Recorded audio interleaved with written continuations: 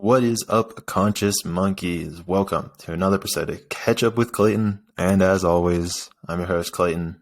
And gosh, darn it, every time that brings a smile to my face, I seriously can't figure out why I'm the funniest person in the entire world. But I'm sure that's something that we all believe, regardless of whether or not you believe that or not. I am looking at my microphone, and right now it's on the top of a turned over pot. It's so funny, like just traveling and trying to figure out a podcast setup. If you're watching on YouTube, it took me a while to even figure out where I was going to record this to have like a decent background. I know it's just white with a little bit of a painting above, but it's just fun. It's all about the experience and trying new things and new adventures, and that's what we're going to be talking about in this podcast, which is probably going to be a while. First of all, if you're listening to this, I am hopefully, who knows, right? Because life is wild. I am hopefully back in the United States. When this releases on Thursday, I believe I will be in New York. And then I have a flight back to Pittsburgh, at which point I will be driving to Maryland, which is a whole nother thing. And I will give you that report next week. So let's focus on this week. And talking about new, I got new foods that I tried. We've got some dope interviews coming up, and hopefully you saw the podcast I released last week about my ayahuasca experience, because if you listen, here's the deal. If you listen to that entire thing and don't pick up on one piece of knowledge, then you have to be like an ascended master or something, and you do not belong on earth, and you are, you should not have incarnated, because you should be on a higher plane of existence. So all of that to be said, go listen to that interview. In this episode, however, I'm also going to be talking about my train ride to Puno from Cusco. We're going to talk about some general notes about Puno and Peru overall. We're going to talk about my nightmare at the Bolivian border. And it really wasn't a nightmare. I'm probably being a little bit dramatic there, but it was fun and got a life lesson out of it. I'm going to tell you about some guardian angels I met along the way on my travels. I figured out that I have a past life, at least one, in Bolivia, and so we will talk about that. I also visited a Coca museum, which is the leaf that they use in order to make cocaine. And I'm not going to do it justice in this podcast, but I'm going to do my best to give you the information I found the most interesting of the interesting information. So you're going to have to visit this museum and go to La Paz in Bolivia. I know I'll be back. And finally, today I went and visited the Gate of the Gods, and I will tell you all about that. And the Gate of the Gods is actually a Stargate, which was an interesting experience. I'm making a note right now because I forgot to write a note about it. But regardless, I'm sorry. I wasn't prepared. All right, let's get back to it. I'm going through emotional shit right now. I'm setting boundaries and shit, and it's fun, I guess. It's interesting. I'm putting into practice the life lessons that I learned in my podcast episode from last week. I'm applying this now, and so that's why I got a little bit emotional there. But all right, let's get back to it. Clayton, you're losing your mind.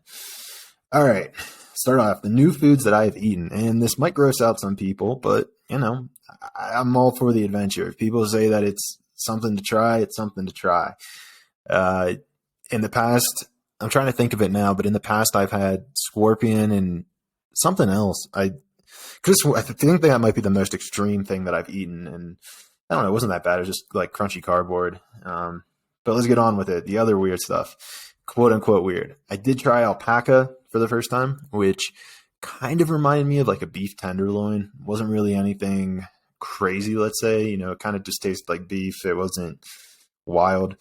When I was in Costa Rica, there was a fish, and I tried a fisheye, and this might gross people out. But when I kind of bit into it, it kind of just went flat. There wasn't anything to it. And so that was a little weird. That was a weird thing to eat. But the weirdest thing that I ate was cuy. If you don't know, cuy is basically roasted guinea pig. And I had it whenever I was in Aguas Calientes. I don't know if I brought this up last week. Regardless, I tried it. And I think you're supposed to get it crispy because I didn't get it crispy. I got it kind of chewy, and the skin was difficult to eat. And with that being said, like I did eat the meat because I was sitting there like, dude, this guy on my plate died for me to be here eating it. So like it would be disrespectful for me to not eat it. And that was the mentality I had with it. And so I ate it. And the last note is that if you're ever like in the Cusco, Puno region, specifically Cusco, Pisac, Aguas Calientes, Ollantaytambo, you got to try the trout. The trout is next level. I had some trout ceviche, and whew, go check out my Instagram highlights in Peru because I put that on there multiple times because it was so delicious. Moving along, we have some dope interviews coming up in the next week. The one I'm dropping on Monday, it was a little difficult for me to kind of like get out because it was just like it was rough. It was a hard one because I've never talked about like what we talk about in that interview. And if you follow the Instagram at Traveling to Consciousness, you'll already know what it's going to be about. Or maybe not. Maybe you'll be listening to this and I'll post it later in the day. Regardless, the point is that it's an interesting one. And then the following week, in 2 weeks, it gets even crazier. And I guess I'm just going to leave it at that as some teasers for the next couple of weeks. Let's get back into my week in review. So those were 2 interviews that I did in Pisac. Also, I don't know if I mentioned this before, but I'm coming to you from Puno, Peru right now. Yeah. And sorry, Puno is like 3,825 meters above sea level, which is almost 2.5 miles. So if you hear me heavy breathing or like trying to catch my breath, I'm still trying to accumulate to this altitude because I was in Cusco, which I think was like 28,000 meters, and I'm now almost, is it 50% higher up? So I got to remember to take deep breaths.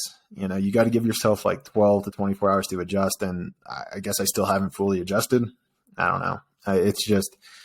It's wild. And another interesting thing is it's a lot cleaner in Puno than it was in Pisac or in Cusco. Not sure why, but that was just something I noticed. I made a note here of it, and so I just put that out there. Deep breath. Breathe deep. This is a good side note. If anyone's ever going through like anxiety or you're stressed or whatever, take deep breaths because your lungs actually contract and your heart rate increases. And so you start not bringing in as much blood. And this is actually probably something I need to think about right now, considering what I'm going through. But regardless, let's move along. So, Clayton, how did you get from Cusco to Puno? Well, that is an excellent question. So I actually took a train, and it was 10 hours. And you might be thinking to yourself, are you crazy? And I would say maybe. And the answer is maybe. Multiple people told me that if you have the time and you have the money, you should take the train from Cusco to Puno. And I'd say that they were correct. If you're cool spending 10 hours on a train, it's worth it. They're super dope views. They had like the very last train car was basically a observatory car. So it was like basically all glass.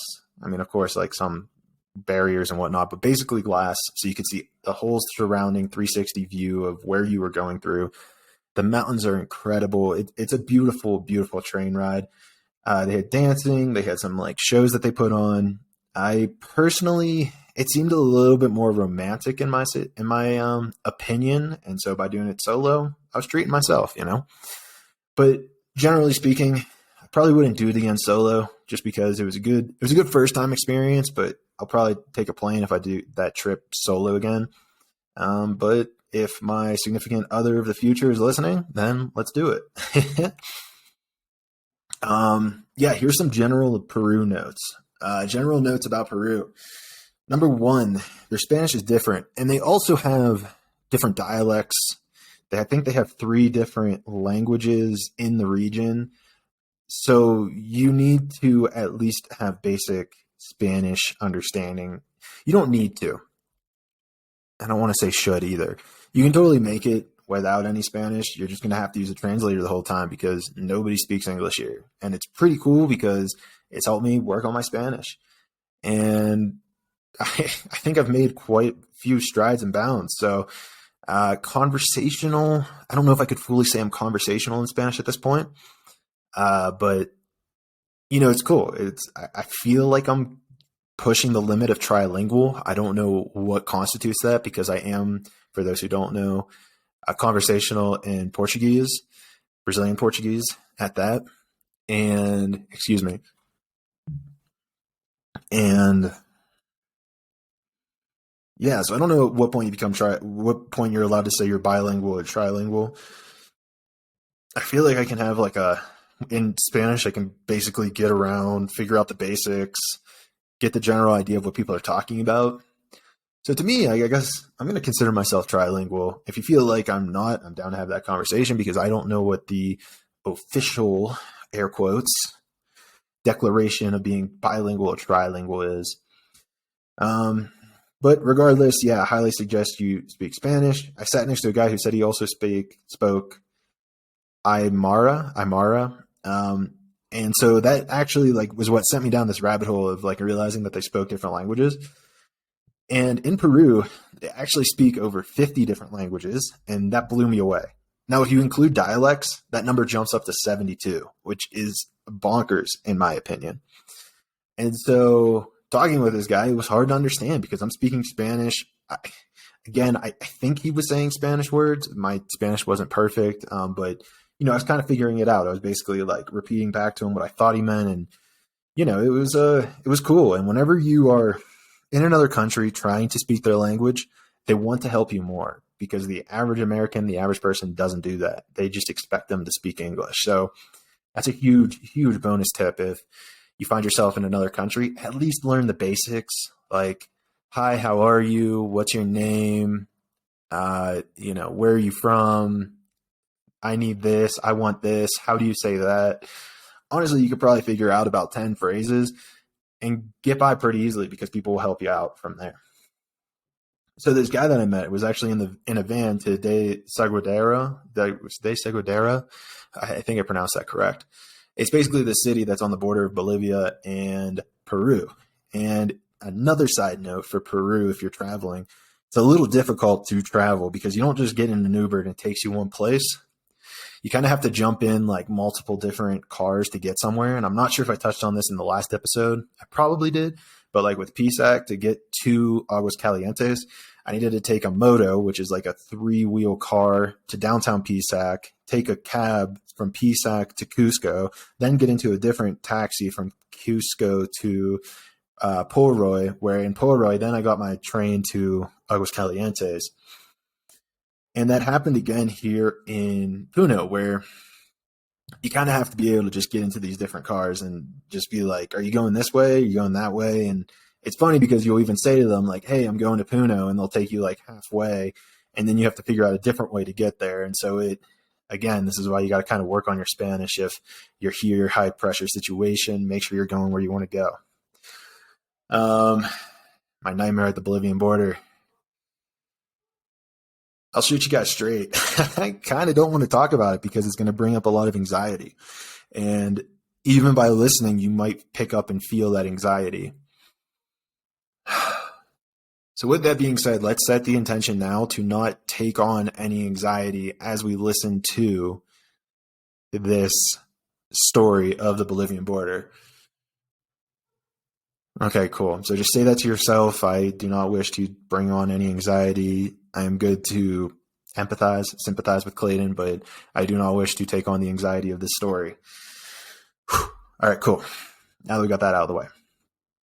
So we arrived, and I'll be straight up. Something is off with me this entire trip about my travel senses. I missed a flight, and then this whole thing happened. So something's been weird or off with me this whole trip. And maybe it was because I was doing ayahuasca and it's still quote unquote working on me, because they say that, before it and after it for a couple weeks, maybe a month, maybe a couple months, it will still be active. And I don't mean in a psychoactive way. I mean in a life lesson, let me show you the ropes, let's test you kind of way. So the nightmare at the Bolivian border. So I get in line in order to get out of Peru. So they stamp me to get out of Peru. I get out of Peru. I then walk across the border to Bolivia. there's like a 3 hour, there's a line that's just crazy. And I believe I timed there was like 2.5 or 3 hours that I was standing in this line. I get up to the person who stamps your passports, and he's like, okay, can you show me all your papers? And, I'd looked online, and I didn't see anything about like papers. And I was like, no. I was like, I don't have them. And he's like, all right, well, you got to go talk to this lady. And again, this is where your Spanish comes in, because mine was struggling a little bit, but I was understanding it. And she was like, I gave her my passport, and she's like, okay, like, where are your other papers? And I'm like, what are you talking about? Like, other papers? I looked online and there was no other papers. We're supposed to be cool. Like, we're USA, we get in everywhere. And yes, that was an egotistical, and I don't really believe that. Though I do believe that borders are ridiculous in my opinion. Shit. I don't know if I truly believe that. Let's not get off topic here. There's a long conversation here that needs to be had, but I get up to this lady, and she's like, you need these papers. She takes me outside and points to this piece of paper that has all these like different requirements. It's things like electronic bank statement, my itinerary, electronic bank statement, my itinerary, a 3x3 photo of me. And there was one more thing. Let's just say another piece of paper. What was it? Oh, a photocopy of my passport. That's what it was. And so what I tried to do was, and then she's like, and I understood this, and she said, like, go outside and go to an internet cafe to print these things. And so it was Sunday at like 9 a.m. Well, at this point, it would have been like 10, 11 a.m. And I go outside, and every single thing in Desaguadero, Bolivia was closed. Every single shop was closed. And I'm sitting there like, this is crazy.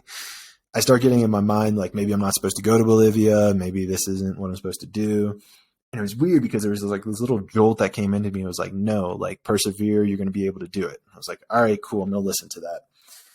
And so then I pull out my phone, and I like try to manufacture like these photos that they want. I even take a picture of myself like in front of a white wall and try to crop it and everything. And I start like filling it out online, and I get to the photo thing, and it just like won't upload. It's telling me that it's the wrong file size. So I resize it using like online resizing tools, and it's still like saying that there's an error. I can't figure it out. I'm trying to ask people for help. My Portuguese isn't perfect, so it is what it is. And this is going on for like 30 minutes. Easy. Some was not easy. A very long 30 minutes. And I like started just getting to that point where I was just like, this is fucking crazy. And then I come across these two guys who are like, oh yeah, like, they seem like they ran the place. Like they could just get me in for free. Or like, it like kind of smuggled me in almost. And I was like, all right, cool. Talk to them. And so I started talking to them, and they seem like they're getting the hookup going. And then some other guy, and then they give my papers to some other guy, my documents, basically my passport. They give it to some other guy, and he comes and he's like, oh, like, you got to actually like get all these things printed out. And I'm like, fuck, not this again. And so then to him, I'm like, okay, where do I do this? And he's like, outside. I'm like, dude, I'm about to smash my head into a wall. I'm like, dude, look outside. I was like, just take a peek, because it's not far. There's like a street, and you can see everything that's closed. I'm like, look outside, like everything's closed. And he's like kind of curious. And so he starts like, he leaves the building for maybe 10 minutes. And when he comes back in, he's like, oh, you can go to like the Peruvian side and get these printed out and then come back. And I was like, okay. Cool. I can do that. And I like confirmed with him. I was like, it's cool to go back into Bolivia and get these printed. Like, to me, that was like strange. I was like, I'm gonna have to go through immigration. He's like, no, just go through, print out your things and come back. And so I was like, okay, all right. So I walk all the way across the border. I'm being dramatic here. It wasn't that far, but it's mental. It became mental at this point. Walk across the border. I go to this like basically FedEx store where they have like a printer and scanner, and I give him a picture. I gave him my passport, and I gave him a picture of myself to print out. So he prints these out, and at first he prints out a he like starts messing. I like tell him that I need a 3x3 photo of myself, and he like he's like, oh, okay. And so he copies and pastes it into this Word document. I wish I still had the Word document, but he like resized all of them so that it's like a picture. It's a imagine a document with maybe 20 pictures of me, but they're all different sizes. It was the funniest fucking thing to look at. I should have just taken a picture. And I was just like, all right, whatever. Like, let's go back to the border. Let's go back to Bolivia and get in. So I go back up to the lady, walk across the bridge, and I give her my papers, which is my passport, photocopy of my passport, and my face. I have my bank statement up, ready to show her. I have my itinerary up, ready to show her. And she's like, these aren't all the papers. I'm like, what are you talking about? And she's like, you need to print off all of these papers that I showed you on this list. And I'm like, again, this comes back to why you should learn Spanish if you go to this area. And I was just like, this is such a nightmare.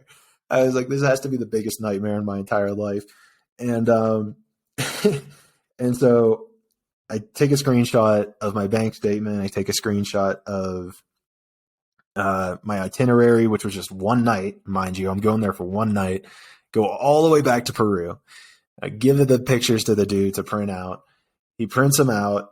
He prints out my bank statement. He prints out another like 3x3 photo of me, but just one on this because I was like, dude, I don't want to mess with like this like weird cropping and shit. So just one picture, let's just print that out and put it on here. And he's like, okay, cool. So he prints out like a picture of my hotel stay, a picture of my bank statement, and then one more picture of just my face, but just one photo this time. So I go all the way back to Bolivian border and I show her the papers and the documents, and she's like a little bit happier. She's like, oh, you figured it out. Good for you. Let me pat you on the back. And I give her it, and she gets to the last two, which is like my photo. And she's like, well, the first one was like she's like, she goes through my papers and she's like, I need your itinerary. You didn't print out your itinerary. And I kind of didn't understand her. And then she pulls out someone else's and like shows me that they like put the dates next to it everywhere they were going. And I was like, well, like I'm only going to be in here for one night. Like, here's my hostel. Like, you know, that's what I printed out. And she's like, you're only coming for one night? And I was like, yeah, it's a lot of problems for one night. So we shared a good laugh over that. And then it came to the picture because I gave her the sheet of paper that was only the one picture. And because I didn't want to give her the one with like 20 pictures of me. I didn't know what they would think. And so then she's like, okay. And she starts processing it. And then she's like, oh, I need another picture of you. I'm like, what do you mean you need another picture of me? I was like, what more do you want? And then she was like, just, do you have another picture like this? And so then I pull out the other piece of paper that has like 20 pictures of myself. And I'm like, is this enough? Oh man, it was crazy. And so she took that, you know, it cost, I think like $100 to get in or $160 to get in or something. And I was just like, this is so crazy. So I got in. At the end of the day, I got in. We shared a good laugh about it. And life lessons. This is what it's all for, guys. It's for the life lessons. This is what we're going to get into now. Life lesson number 1. Pay attention to the small details. This is a big one for me that comes up quite a bit. I've seen this in my career in software engineering, and I'm seeing it coming back up in my travels. Pay attention to the small details. And if you don't, you're going to have to keep redoing things. You're going to have to keep walking back over the Peruvian, Bolivian borders in order to get the papers that you need. That's the way this world works, I guess. I didn't know. Still learning. The other life lesson is that you can be active. And I think this is a very important one. Because remember back in the story when I said, okay, maybe I'm just not supposed to go to Bolivia. I usually am operating from a place of, it is what it is, right? I'm not supposed to go. Okay, this is a sign I'm not supposed to go. Okay, I'm not supposed to do that. All right, which is a much more passive role in your life. And this scenario reminded me that you can be active, have an active role. When someone says no, you're able to persevere through it. That's a very possible situation to do and to proceed through. So you can be active. And it's important for what's going to come up later in this podcast, because if I didn't go to Bolivia, I wouldn't have figured out the rest of these things. So remember that is that you can be active in creating your life. We are active in creating our life. So maybe that's just this was my way of being reminded that you can and are active in the process of creating your life. When, I've been operating from a place of it is what it is, which I do believe, but you are able to even push through that belief system, if that makes sense. Cool. So let's move along. I'm in Bolivia now. I'm in Desaguadero, Bolivia, and I have no clue where to get a taxi. I ended up walking. I kept asking people, and this comes back to directions, learning Spanish. I'm like, hey, how do I get to La Paz? And they kept like saying, oh, like 2 blocks this way, make a left, make a right, and they weren't using Spanish the entire time, mind you. They were using some other dialects and their different languages. I'm like, all right, I think I understand. So I get a little bit closer, ask another person, a little bit closer, ask another person. Finally, I find a car that's taking people to La Paz, but not even to La Paz, right? Quote unquote, going to La Paz. And I'm like, okay, cool. Sorry, the kids running around in the outside, not mine. Can't control them. So I got to just tell you, it is what it is. Excuse me. So make our way into the taxi. The taxi takes us almost to La Paz. Takes us to El Alto, which is just outside of La Paz. La Paz is more of like down in the canyon type place. So I'm getting out of the I'm looking at my map. I'm like, we're not even near La Paz, because I asked this dude before going in. I was like, can you take me to Grand Central? It's not called Grand Central. It was called Estacion Central. It's the central station in La Paz. And he's like, oh, yeah. And so we stop and everyone starts getting out. And I'm like, this isn't La Paz. I'm looking at my phone. I know where we're at. And he's like, oh, yeah, you La Paz. I'm like, dude, that was really fast and I'm not understanding. And a guy that was behind me in the taxi, and I think I actually got him I wonder if he was in my Instagram story on that one picture. Regardless, he comes out of the taxi with me. At which point, I'm telling the dude, I'm like, hey, I'm trying to go to Central Station in La Paz. And the dude's like, oh, yeah, I got you. Follow me. So we get out of the car. Excuse me. So we get out of the car at El Alto, which is kind of like a suburb of La Paz. Speaking of La Pazing, I need to get a quick water break. And this dude, super cool, helped me out to the extreme. We ended up getting in this gondola. And so it's so cool because I don't think there's any other gondolas in South America from what people told me. And again, I might have butchered that because it was difficult to understand, but I was understanding.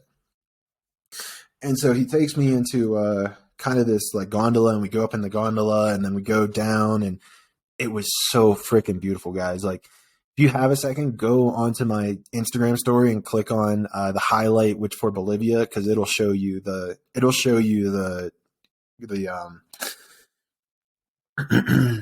excuse me, it'll show you the absolute beauty of this gondola ride and the beauty of La Paz. Like, I kid you not, just that area, that place was just so incredible.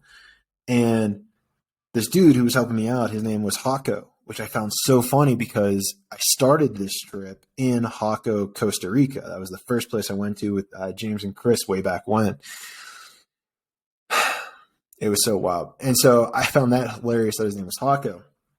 And we get there and he starts like wanting to show me around the city. I'm like, hey, like I want to check out all these places. I need to check into my hostel here, but I want to see the city. And he's like, oh, okay, cool. So we check into the hostel and he starts like showing me around everywhere. And it was cool. It was dope. I had like my own tour guide. This dude was super cool. Like I legitimately think he was like a guardian angel. And I actually have a guardian angel help me out later, but we'll get to that.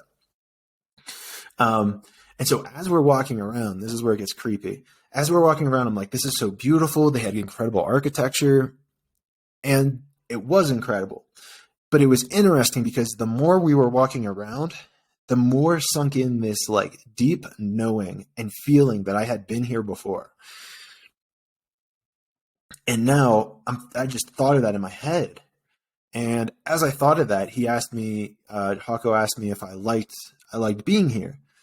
And I said something to the cadence of like, I think I've been here before. And he was like, oh, I thought you said this was your first time. And I was like, yeah, the first time in this life. And then the second time I said it with like a little bit more emphasis. I was like, I've been here before in a past life. And whenever I said it, I felt this energy just like kind of shoot through me of this like knowing of like a hard yes, like you are correct feeling. And it was crazy. I was kind of blown away by it. I was like, holy shit, I've been here before. I was like, I'm going to have to go into the records about this later. And what was also interesting, and this is going to pertain to my record story as well, is that I was texting somebody. I don't even know if she listens to the podcast. Maybe she listens to the Catch Up with Clintons, but I don't think she listens to the long form ones. Shout out to you if you're listening. But I texted her and I was like, hey, like, you know, I feel it in my DNA that I'm going to be back to Bolivia. Like this was literally like right whenever I got through the border security, I was like, hey, I made it in. Like, I'm certain that I'm going to be back to this place already. Like I already know it. It's in my DNA. I knew it at just like a DNA level. So flash forward back into after Hawko showed me around and everything, I basically that night I needed to take it easy because I was traveling for like 10 hours, 12 hours, something crazy. So went back into the records. I went into the records with this intention of being like, yo, what the fuck is going on with Bolivia? And here's what I figured out. The first thing I figured out is that I have actually had multiple Bolivian past lives. And only one of them was in La Paz. So, and only, put that in air quotes. So one of them was in La Paz. I've had multiple Bolivian past lives. And even as I say that, I'm feeling, it's crazy. I'm kind of getting like more emotional about this. Like I'm feeling energy go through my body. And it was fascinating too, because I also confirmed with like the records that they confirmed that I'd be back in Bolivia. And we're like, yeah, you're going to be back here. Like, you're not done with this place in this life. And I was like, okay, cool. Like, I'm starting to get that. I believe it's either clairsentience or clairvoyance whenever you can just feel. Someone have to remind me on that one. You can just feel like that energy. It's so beautiful, man. I love it. This is such an amazing journey. And I'm talking about life at this point. So it was cool. Bolivia is super. I mean, La Paz was just the energy of it. Like, the way seeing the mountains, and I think that's a personal thing that I enjoy seeing, our mountains whenever you're walking around. But again, that energy and that knowing, it was so profound, and it's just almost impossible to put into words to someone who may not have felt that before. But it is very much real. The next super dope thing that I did in La Paz, and there were many things, was visit the Coca, Museo do Coca, which is the Museum of Coca. And it was a whole history. It was a super dope museum. I got to try coca leaves. So like you just put it in your gums and it kind of creates this almost like an effect like caffeine, but it is so much more healthier for you than caffeine. And they would talk about how people in Central America would work.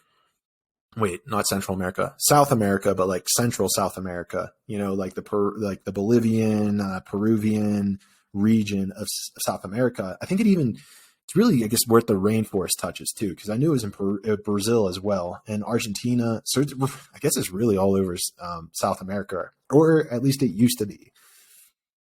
But the point is that it would increase productivity, it would increase work. It was super beneficial for these people, like from a health perspective. I remember seeing, I think I have it down here, 100 grams of coca leaves are more nutrient dense, listen to this, than nuts, than fruits, and than vegetables. Coca leaves are more nutrient dense per gram than veggies, fruits, and nuts, which is crazy to me. I also know that there was a 1975 Harvard study that basically outlined all of this. So if you're curious about it at a deeper level, look up like a 1975 Harvard study where they went super deep into it. And guys, the coca leaf was like, it was like super profound for them. And it's really crazy too, because I have a picture here of, you know, one of the things that they were talking about. And basically, like, according to legend, whenever the gods like gave them the coca, is like, you know, one of the shamans like knew, just like, it was basically like, they basically were told like, this plant is for you. You can use it wisely, but whenever people come searching for gold, they will abuse this and it will become, it can be used in a bad way, essentially. And it's crazy because that's actually what happened.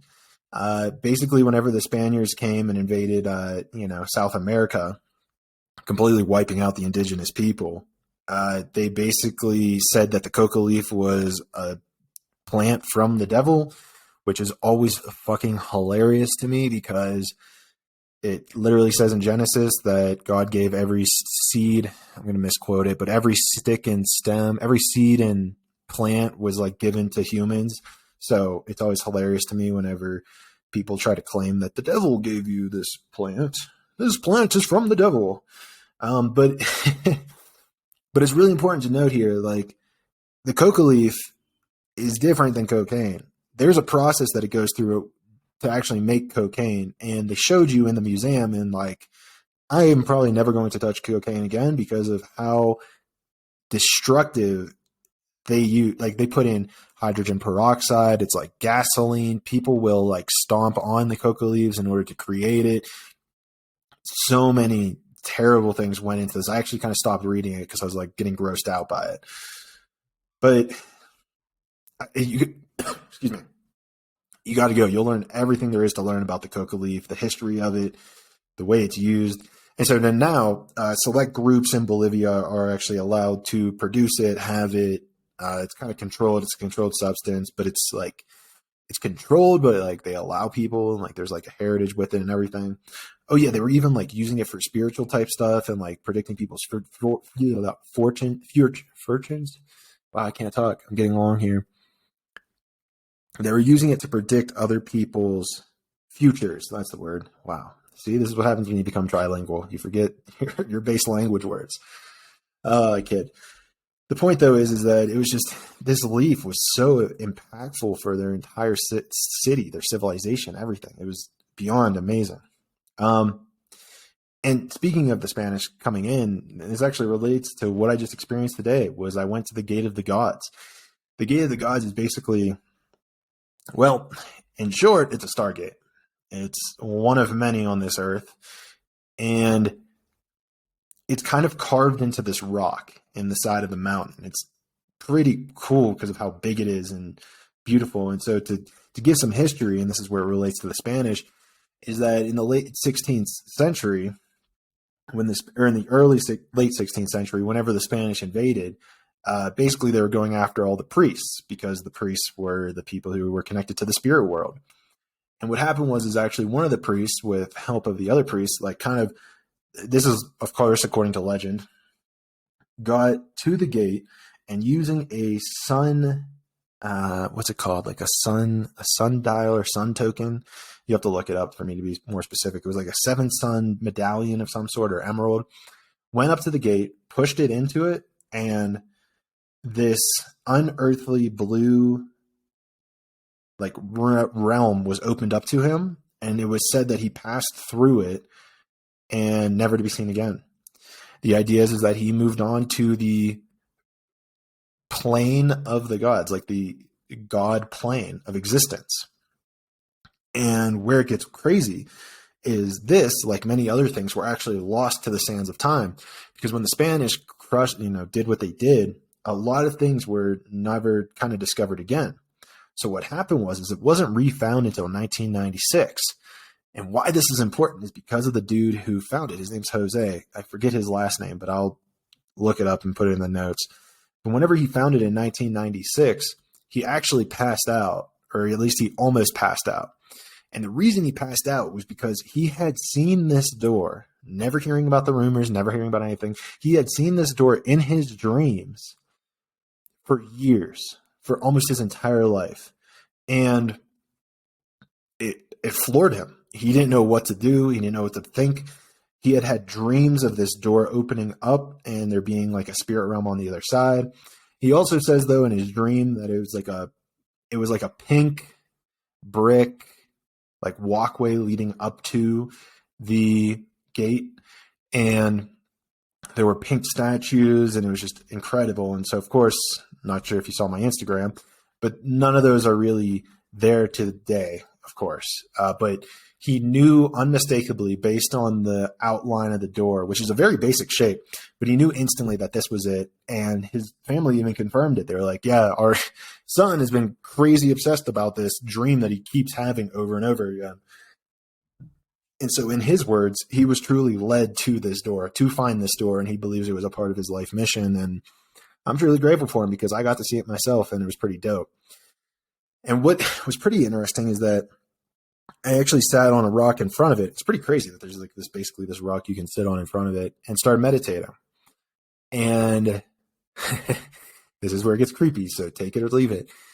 And kind of how I've experienced ayahuasca, or how I've experienced, oh, that's interesting, or how I experienced shrooms, like doing it in a medical setting. You can't see it with your eyes, but there's like this knowing and this like pineal gland vision that you see. And what I saw is actually, I don't really know how to describe the person. I guess he would have been kind of Peruvian. Came out of the door and like reached out for my hand. And so I was like basically talking to him. I was like, you want me to get up and follow you? And he's like, yeah. And so I got up and stood basically in the doorway and put my hands on the doorway, at which point I started meditating again, closed my eyes. And, you know, I kind of went with the intention, like, it would be dope if you guys showed me what's on the other side here. I'm down for it. Like, just make sure I can stay on this earthly plane, like when I come back. Yada, yada. And they were like, okay. And so I put my hands on it, and I kind of like fell into it. Like there was this feeling, like, so I kind of put my weight on my hands, and there was almost like it was like an astral body or something felt like it was falling into the door.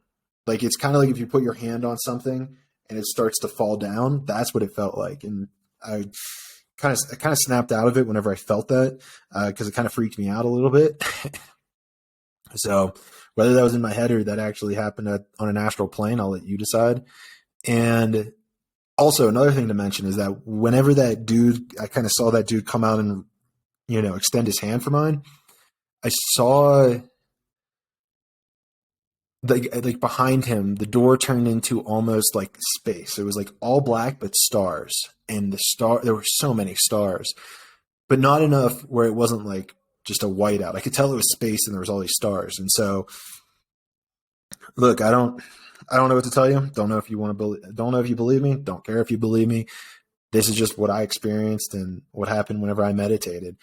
So, yeah, I'll for sure be back in this area. Is my microphone plugged in? Okay, cool. That would have been terrible. So I'll certainly be back to this region because there's actually another Stargate that's within, 75 miles of the place, but it's in Bolivia, and it was going to be difficult in order for me to figure out how to figure that out, but so cool. So I'll definitely be back in this region, I know for sure, as was confirmed by the Akashic Records. Oh, I also went into the Akashic Records whenever I was at the Gate of the Gods. I walked up on top of the door and entered the Akashic Record. And what they told me is that the story about the legend of the legend of the priest that went through it, they said that it was pretty much accurate. They said there's a couple details that were wrong, but for the most part, there was nothing that needed to be corrected because for the majority of it, it was corrected in its entirety. Again, that's another take it or leave it. And quite frankly, this is the longest catch up with Clayton ever, which is crazy to me. So, yeah, hopefully I'm back in the States at this point. This place has been a wild training ground, and so I'm super grateful for that. Grateful for all the people I met along the way. Kind of getting exhausted. I had a lot of dope food here, so I'm getting kind of tired. They had really nice ice cream. I'm starting to ramble. Don't know if you want to hear that. Guys, please, please, please, if you can, go rate this 5-star review on wherever, because if you listen to this much, you love hearing me.